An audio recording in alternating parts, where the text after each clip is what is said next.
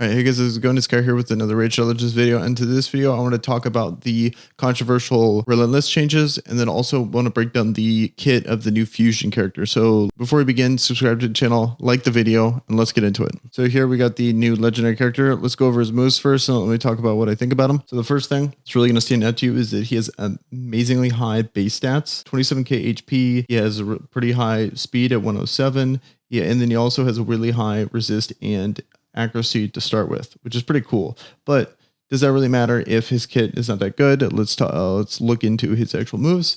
So we got his A1 here. So his A1 here is attacks an enemy 2 times. Each hit fills this champion's turn meter by 5%. Has a 30% chance to repeat the skill. Places 100% healing reduction debuff on the target for 2 turns if the skill is repeated. It's pretty sick. I wonder if it's just going to keep going over. So 30%, 30%, 30%, like he could just proc and do a ton of damage. It's also going to really matter on how good his ratios are. But this really screams Fire Knight to me as a really good A1 for Fire Knight. It's really going to come down to how hard it hits. I'm not heal reduction, 100% heal reduction is very niche. It seems to be really Fire Knight is like the main place. And then also there's the green keep, but eventually you'll get characters good enough to where it doesn't really matter.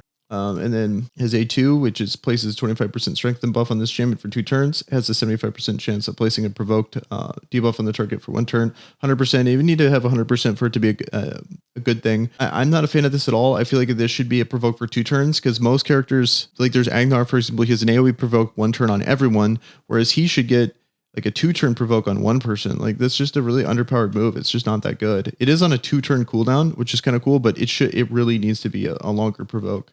I think they're a little scared to provoke, like because it is, especially in arena, a very powerful ability. Still, that's just not that good. And then we got his A3, which is attacks all enemies, has a 75 or 100% chance when booked, placing a 50% decreased attack debuff for 2 turns on a 4-turn cooldown.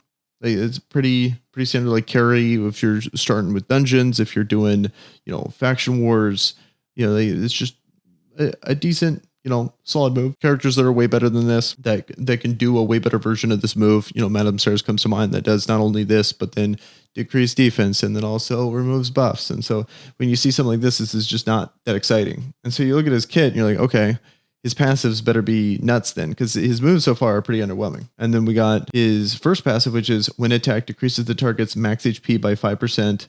Cannot decrease a single enemy's HP by more than 50%, occurs once per enemy match, does not work against bosses, has a 50% chance of placing a True Fear debuff on targets whose max HP has been decreased by 20% or more. I'm like, I see that only as a faction war thing. No one builds destroy gear, and this is just worse destroy on his passive. He only can make 1 person provoke him, or he can only provoke 1 person. Like, it's just, if you had imagine this with an AoE provoke. So AoE provoke, everyone has to attack him, they all lower their base HP. Like, that'd be kind of scary, but yeah, it's just not that good. And then the 50% chance to, so he has to 4 times, they have to attack this guy 4 times. He's the tankiest character. They're just going to target everyone else. Like, it's just, his kit doesn't make sense. You make this massive tank that wants to get attacked, and then you don't give him the tools to take attacks. Lastly, he has a revives Skull Crown with 50% HP and 50% turn meter at the start of each turn. If there are multiple Skull Crowns on the team, one of them will be revived.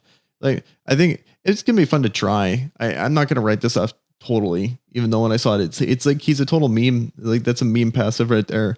What I think would be cool is he does something like that, but then he must be targeted if Skull Crown is Skull Sworns are alive. Something like that. That would make his kit so good. If it was like he was forced, people were funneled to actually attack him, and then if you killed the Skull Scorns through, you can do like AoEs or something like that. That would make him actually unique. And then the one turn provokes would actually be kind of cool, or the one person provokes. But since you could just easily go around him, I don't know. I think it's faction wars only when you have the ability for the computer to not be the brightest. I think that's what I would bank on. Good base stats, could be interesting. I don't want to write him off completely yet, but he's going to be interesting to try. The fusion requirements are actually pretty funny if you guys haven't seen them yet, which are just a whole bunch of Skull Sworns, just 16 of them, and then makes 4 drakes and then makes him. So that's pretty funny. But all right, so that's my thoughts on him. Last thing I want to touch on was the Relentless Gear. All right, if you guys haven't heard what happened with Relentless Gear is they ended up nerfing the portion when you get an extra turn. You can't, if you're already getting an extra turn, you can't save up an extra turn. So it really nerfs people like Robar, people like Rotos, stuff like that are Torvald, that are people mainly use Relentless Gear for those type of characters, because that's really where the Relentless Gear has been pretty niche. People always make attack characters, they double, triple attack. I've had Rotos's go 6 turns in a row and kill me, stuff like that. So for them to nerf that, I feel like, in my opinion, the nerf, so there's two sides to it.